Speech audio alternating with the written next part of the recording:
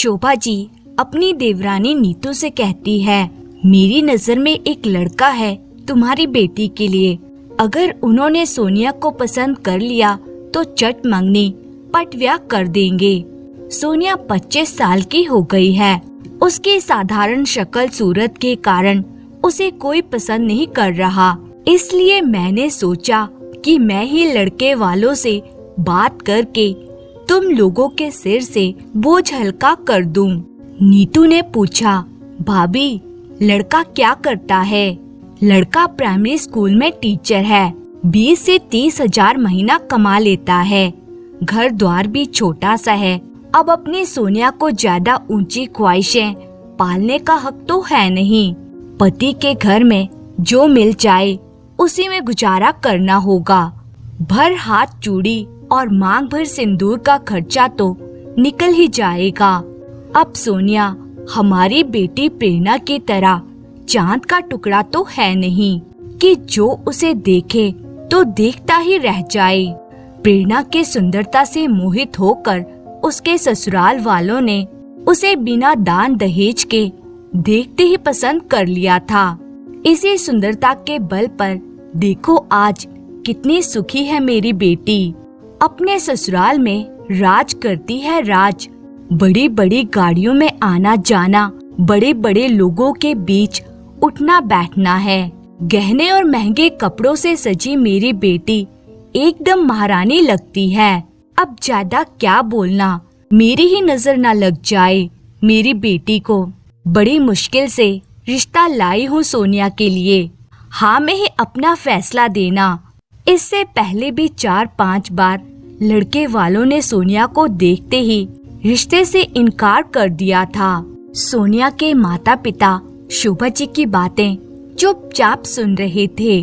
शोभा जी और नीतू जी दोनों एक साधारण परिवार की बहू थी। रिश्ते में देवरानी जेठानी थी।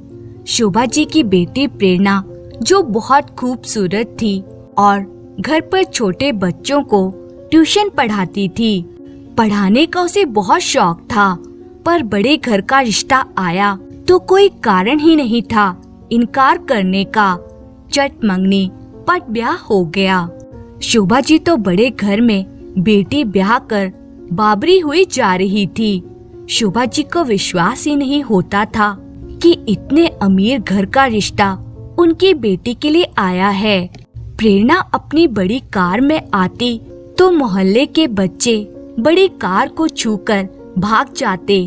ड्राइवर बच्चों को डांटकर भगा देता। शोभा जी और उनके पति मोहल्ले में अपनी नाक ऊंची देखकर गर्व करते। शोभा जी हर वक्त अपनी बेटी की संपन्नता का गुणगान करती। यहाँ तक तो ठीक था, पर अपनी बेटी की किस्मत के आगे किसी को भी कुछ नहीं समझती। अपनी देवरानी की साधारण शक्ल सूरत की बेटी सोनिया पर हमेशा तांज कसती। खैर, आरब और उसके माता पिता सोनिया को देखने आए। सोनिया को देखने के बाद आरब के पिताजी ने कहा, हमें आपकी बेटी पसंद है। शादी बिना दान दहेज के कुछ करीबी रिश्तेदार और मित्रों की मौजूदगी में होगी। आप लोग ज्यादा परेशान ना होइए। शादी में सोनिया के पिता द्वारा प्रेरणा और उसके ससुराल वालों को भी निमंत्रित किया गया था, लेकिन शादी में अकेली प्रेरणा ही आई थी, जो अभी अभी अपनी बड़ी गाड़ी से उतरी थी। नीतू जी ने प्रेरणा से कहा, अरे बिटिया, अकेले आई हो? दामाद जी साथ नहीं आए? हमने 2-3 बार फोन करके उन्हें आमंत्रित किया था। प्रेरणा कुछ बोलती इससे पहले ही शोभा जी बोल पड़ी, इतनी बड़ी गाड़ी में आई है मेरी बेटी, वह क्या कम है? अब हमारे दामाद कोई स्कूल के टीचर तो है नहीं कि उन्हें जब चाहो तब छुट्टी मिल जाए। बड़ी कंपनी में मैनेजर की पोस्ट में है। फिर नीतू जी ने आगे कुछ बोलना जरूरी नहीं समझा, पर प्रेरणा का चेहरा कुछ बुझा बुझा सा लग रहा था। सच्चाई तो यह थी कि प्रेरणा के ससुराल वाले निम्न मध्य वर्गीय शादी में शामिल होना ही नहीं चाहते थे। 2 साल की शादी में प्रेरणा के ससुराल वाले कभी उसके मायके नहीं आए। सोनिया के परिवार में उसके माता पिता, एक छोटा भाई और एक बहन थी। उन्हीं के घर से लगा शोभा जी का परिवार था। सोनिया जब पहली बार मायके आई तो उसके चेहरे की रंगत ही बता रही थी कि वह ससुराल में कितनी खुश है। कुछ दिनों बाद उसके पति आरब उसे लेने आए। उसके सास ने यथाशक्ति सबके लिए उपहार भिजवाए। वे उपहार छोटे थे पर देने की भावना बड़ी थी। आरब भी घर के सदस्य की तरह व्यवहार करता, ना कि मेहमान बनकर रहता। सोनिया की माँ ने आग्रह करते हुए कहा, दामाद जी, खाना लग गया है, खाना खाने चलिए। केवल 3 थाली देखकर आरब ने पूछा, आप सबकी थाली कहाँ है? उनकी सास नीतू जी बोली, जी पहले आप, सोनिया और सोनिया के पापा खा लीजिए, फिर हम सब भी खा लेंगे। मैं गर्मा गर्म पूरी परोसती हूँ, आप बैठिए, खाना ठंडा हो जाएगा। आरब बोला, नहीं माँ, हम सब साथ खाना खाएंगे। सारा खाना आप बाहर ले आइए, हम सब नीचे बैठकर आराम से साथ में खाना खाएंगे। मुझे अपना बेटा ही समझिए, कोई औपचारिकता करने की जरूरत नहीं है। सोनिया पति के सहज व्यवहार से बहुत खुश होती है। वहाँ शोभा जी भी मौजूद थी। तभी खाना खाने के बाद सोनिया अपनी माँ की मदद करने किचन में जाती है। फटाफट बर्तन मांजने लगती है। उसे देखते ही शोभा जी ने तांज कसा, हाँ, ससुराल में भी बर्तन मांजने की आदत छूटी नहीं होगी। काम वाली तो होगी नहीं वहाँ। तेरे लिए तो मायके ससुराल की परिस्थिति में कोई अंतर ही नहीं है, इसीलिए मायके में भी लग गई काम में। जी बड़ी मम्मी, ससुराल जाकर भी मुझे लगता ही नहीं कि मैं ससुराल में हूँ। बिल्कुल अपने घर की तरह लगता है। हर बात की स्वतंत्रता। वहाँ भी मेरी सास मेरी माँ की तरह मेरे पसंद का पूरा ख्याल रखती है। साथ बिठाकर खाना खिलाती है।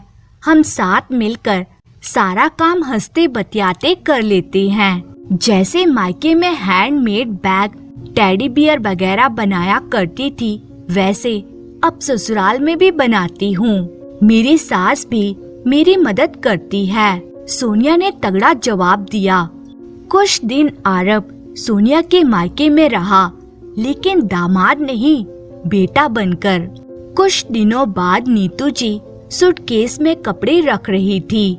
पड़ोस से शोभा जी ने घर आते ही पूछा, नीतू, तुम लोग कहाँ जा रहे हो? भाभी, मैं आपको बताने ही वाली थी। सोनिया की सास ने सोनिया के जन्मदिन पर पूजा रखी है और हम सबको आमंत्रित किया है। उनके कुछ लोकल करीबी रिश्तेदार और हमें ही आमंत्रित किया है। बहुत मान से बुलाया है, इसलिए 2 दिन के लिए सोनिया के ससुराल हो आते हैं। सोनिया भी खुश हो जाएगी। शोभा जी सोचने लगी कि उनकी बेटी प्रेरणा के ससुराल के किसी भी आयोजन में उन्हें तो शामिल ही नहीं किया जाता है। एक बार नीतू जी की तबीयत कुछ ज्यादा ही खराब हो गई। बुखार उतरने का नाम ही नहीं ले रहा था। उन्हें हॉस्पिटल में एडमिट किया गया। खबर लगते ही उनकी बेटी सोनिया, दामाद, सोनिया की सास उन्हें देखने आते हैं। दामाद ने अपनी सारी जिम्मेदारी निभाई। जहाँ जरूरत पड़ती तुरंत पैसे निकालते। यह बात अलग थी कि सोनिया के पापा ने उसके सारे खर्च किए गए पैसे लौटा दिए। सोनिया की सास ने भी अपना परिवार समझकर घर की सारी व्यवस्था संभाल ली। कुछ दिन बाद शोभा जी के पति को पैरालिसिस अटैक आता है। उनके बेटे और सोनिया के पापा आलोक जी ने उन्हें हॉस्पिटल पहुंचाया।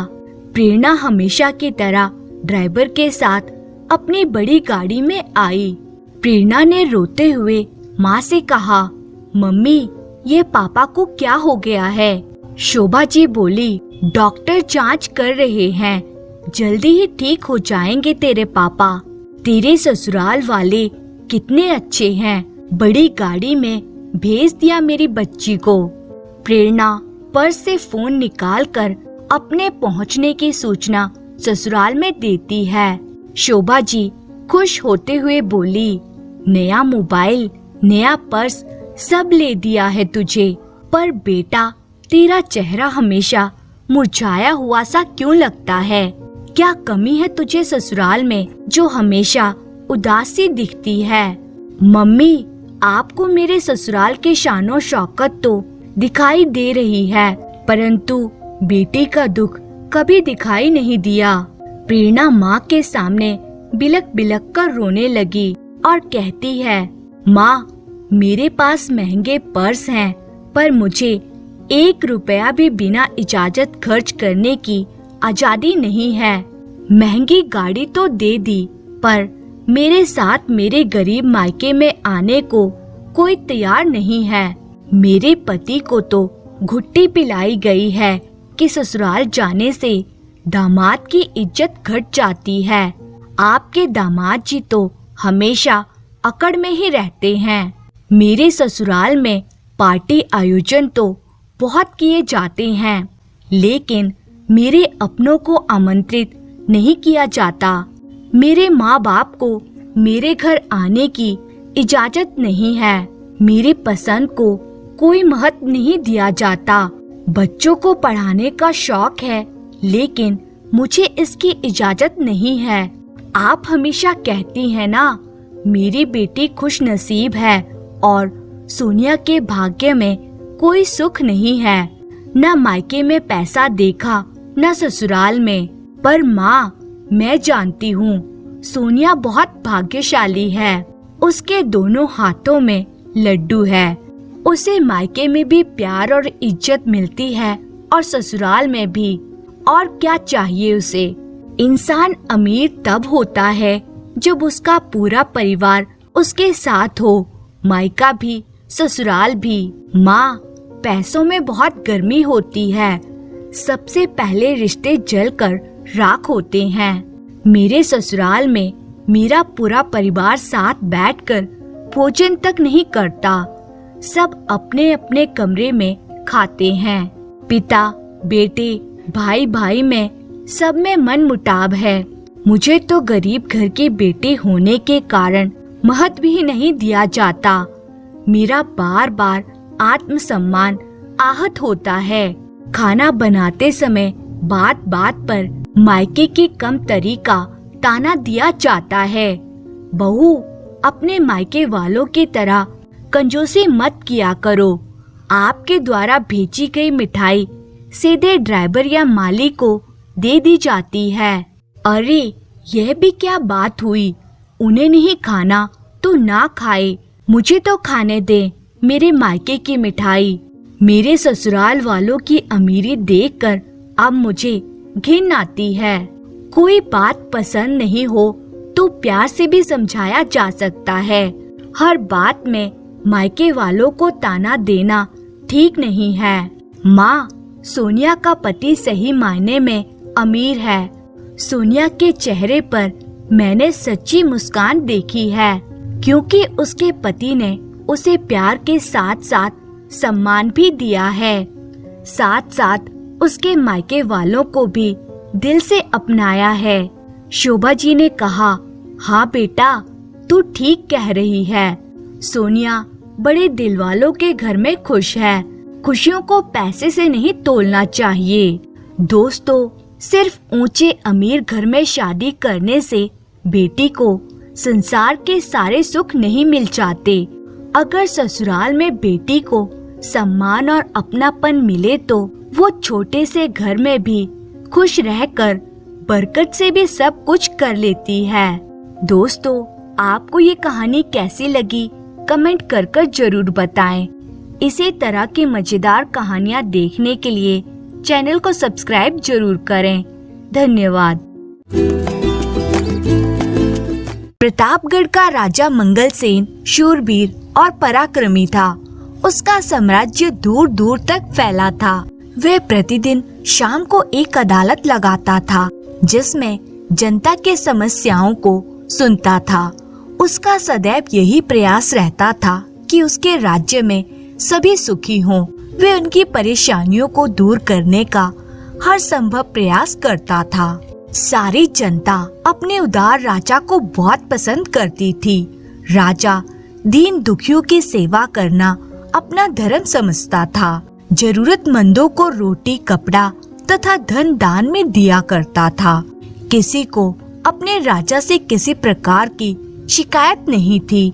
सारे राज्य में सुख शांति थी। राजा ने अपने राज्य की सुरक्षा के लिए हाथी घोड़ों की अच्छी सेना तैयार कर रखी थी। राजा स्वयं भी घुड़सवारी का बेहद शौकीन था। उसका एक प्रिय घोड़ा था जिसका नाम था पवन। राजा मंगलसेन अपने प्रिय मंत्री तथा मंत्री सोहनपाल के साथ अक्सर घुड़सवारी करने जाया करता था। पवन का जैसा नाम था वैसी ही उसकी तेज चाल थी। वे जब दौड़ता तो यूं लगता था कि वह हवा में उड़ रहा हो। उसकी पवन जैसी गति व ऊंची कदकाठी की दूर दूर तक चर्चा थी। राजा पवन को अपने पुत्र के समान प्यार करता था। राज्य के जंगलों में कुछ कुख्यात डाकुओं ने डेरा जमा रखा था। उन डाकुओं का सरदार गुलाब सिंह था। गुलाब सिंह जहाँ भी जाता आतंक फैल जाता था। लोग उसके नाम से डरते थे।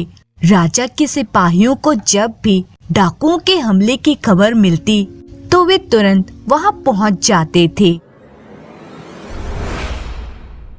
परंतु जब तक डाकू लूटपाट करके जा चुके होते थे, सिपाहियों ने जंगलों में डाकुओं को खोजने का कई बार निष्फल प्रयास किया।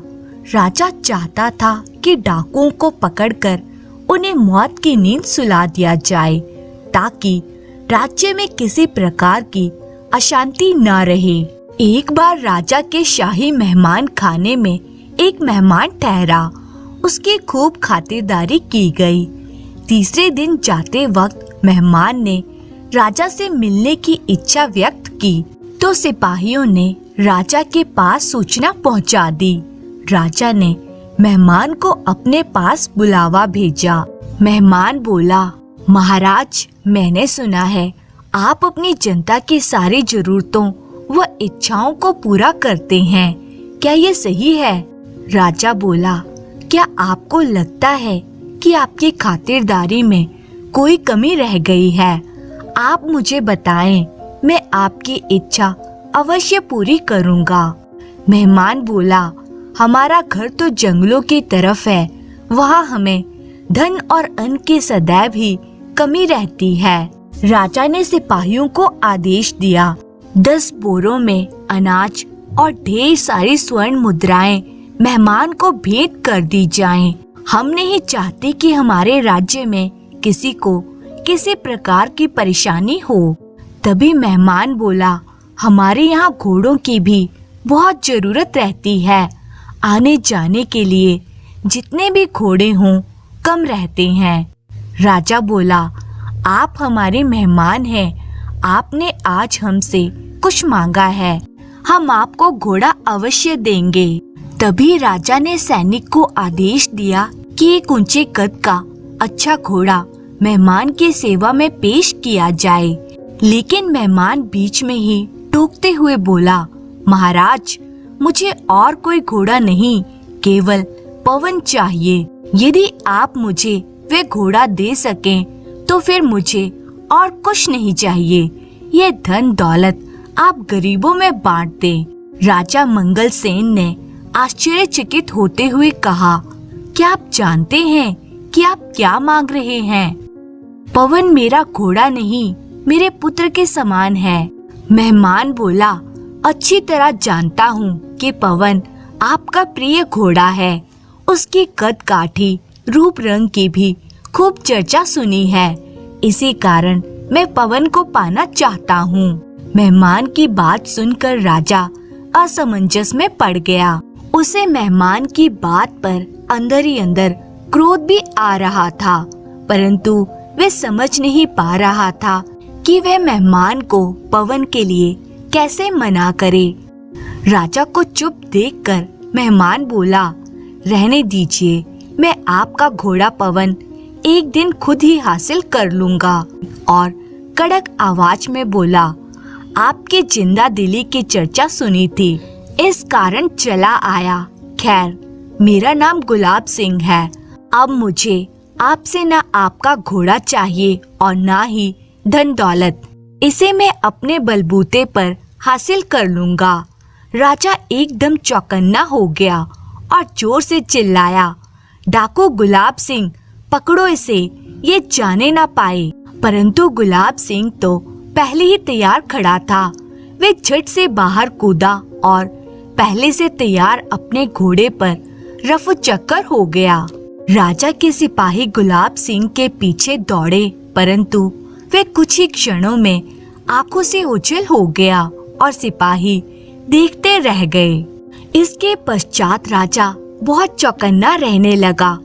उसने पवन की देखभाल के लिए कई पहरेदारों का इंतजाम कर दिया। ये सिपाही दिन रात पवन के आसपास पहरा देते थे। धीरे धीरे कुछ महीने बीत गए, लेकिन कोई घटना नहीं घटी। राजा और सिपाही निश्चिंत हो गए कि यह डाकू गुलाब सिंह की गीदड़ भभकी थी, जो पूरी नहीं हो सकी। यद्यपि राजा ने पवन के पास से पहरेदारों को नहीं हटाया था।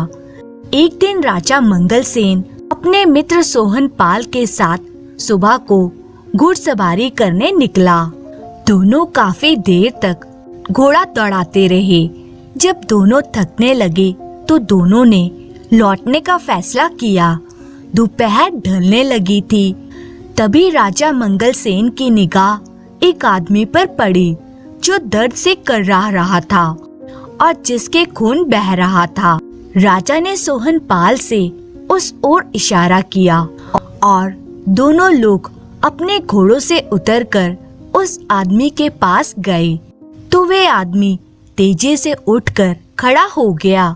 उसके हाथ में पिस्तौल थी। राजा ने ध्यान से देखा कि यह वही आदमी है जो उसके यहाँ मेहमान बनकर आया था और स्वयं को डाकू गुलाब सिंह बता रहा था। राजा कुछ बोलता इससे पहले ही वे कूदकर पवन पर सवार हो गया। एक पेड़ के पीछे छुपा हुआ एक व्यक्ति निकलकर आया और झट से सोहन पाल के घोड़े पर जा बैठा। डाकू गुलाब सिंह बोला, मैंने जो वादा किया था वे पूरा कर रहा हूँ। आपका घोड़ा छीनकर ले जा रहा हूँ।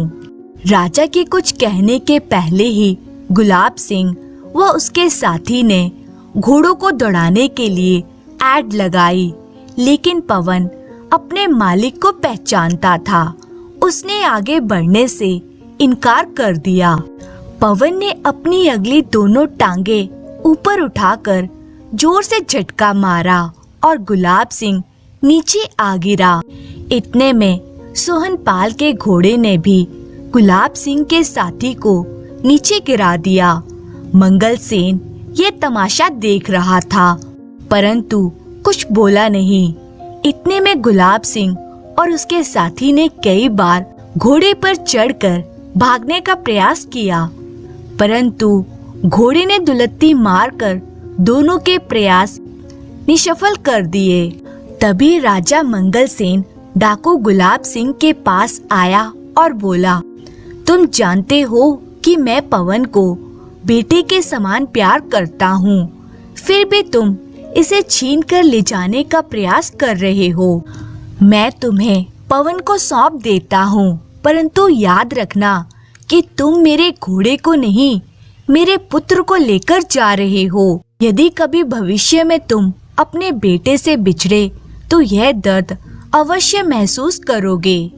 यह कहकर मंगलसेन ने घोड़े की पीठ पर हाथ फेरा, मानो उसे गुलाब सिंह के साथ जाने की अनुमति दे रहा हो।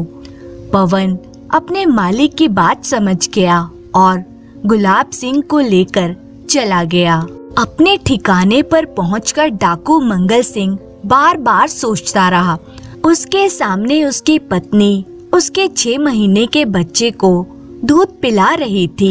आज न जाने क्यों गुलाब सिंह का पत्थर दिल मोम जैसा पिघला जा रहा था। वे बार बार अपने पुत्र को प्यार करने लगा और राजा की बात याद करने लगा। उसे यह महसूस हुआ कि यदि वे अपने पुत्र से जुदा हो गया तो वह उस दुख को बर्दाश्त नहीं कर सकेगा। उसकी पत्नी तो पुत्र विछोह में रो रो कर पागल हो जाएगी। गुलाब सिंह सोचने लगा कि वह आज तक अनगिनत लोगों की जान ले चुका है, उन्हें लूट चुका है, उन्हें घायल कर चुका है। वे सब भी तो किसी के पुत्र या पति होते हैं। उन्हें यह विछोह कैसे बर्दाश्त होता होगा। डाकू गुलाब सिंह रात भर सोचता रहा और ठीक प्रकार से सो न सका। उसका हृदय परिवर्तन होने लगा। सुबह ही वह अपने साथियों के साथ राजमहल पहुंच गया। अपने हथियार राजा को सौंपकर उसने आत्मसमर्पण कर दिया। राजा का घोड़ा पवन राजा के सैनिकों को सौंप दिया। वे राजा से बोला, महाराज, आपने अपना बेटे जैसा घोड़ा पवन मुझे सौंपकर मेरे मन को झकझोर कर रख दिया है। आज तक मुझे एहसास ही न था कि मैं कितने बाप बेटों को एक दूसरे से अलग कर चुका हूँ। आज मुझे अपने किए पर पश्चाताप है और उसकी सजा भुगतने के लिए मैं तैयार हूँ। आप वास्तव में महान हैं। ईश्वर ने आपको राजा बनाकर इसलिए धरती पर भेजा है कि आप हम सबका उद्धार कर सकें। डाकू गुलाब सिंह भावावेश में बोलता जा रहा था। राजा ने कहा, गुलाब सिंह, सबसे बड़ी बात यह है कि तुम्हें अपनी गलती का एहसास हो गया है। मैं तुम्हारी सजा माफ करता हूँ और अपनी सेना का सेनापति तुम्हें नियुक्त करता हूँ। मैं चाहता हूँ कि तुम अपनी शक्ति का प्रयोग सही दिशा में करो और अपने देश की रक्षा करो। सारे लोग राजा मंगलसेन की ओर अचरज भरी नजरों से देख रहे थे। राजा का न्याय सुनकर सभी के होठों पर खुशी की लहर दौड़ गई और वे राजा के आगे नतमस्तक हो गए। अचानक सभा में तालियों की गड़गड़ाहट गूंज उठी और लोग राजा की जय जयकार करने लगे।